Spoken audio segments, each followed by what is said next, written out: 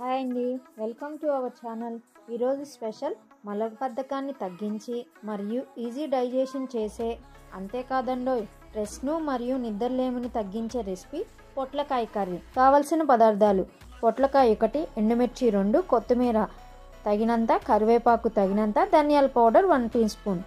ముందుగా పొట్లకాయను తీసుకొని తోలు తీసి శుభ్రంగా కడిగి లోపల విత్తనాలు తీసేసి చిన్న చిన్న ముక్కలుగా వీడియోలో చూపించిన విధంగా చేసుకొని 1/2 టేబుల్ స్పూన్ పసుపు మరియు 1 టేబుల్ స్పూన్ ఉప్పు వేసుకొని బాగా కలుపుకొని పక్కన పెట్టుకొని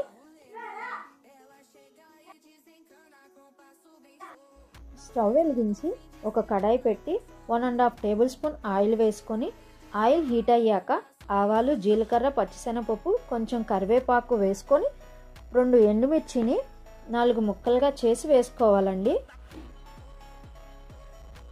తాలింపు బాగా వేగాక ముందుగా కలిపి పెట్టుకున్న పొట్లకాయలను వేసి కలుపుకొని కొంచెం సేపు మగ్గనిద్దామండి.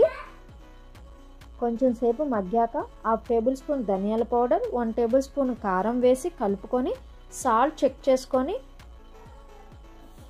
5 నిమిషాల సేపు మగ్గనిచ్చి కొత్తిమీర గార్నిష్ చేసి 2 మినిట్స్ ఉంచి స్టవ్ ఆఫ్ చేసుకొని సర్వ్ చేసుకోవడమేనండి. Thank you for watching. మరిన్ని వీడియోస్ కోసం మా ఛానల్ని సబ్స్క్రైబ్ చేసుకోండి.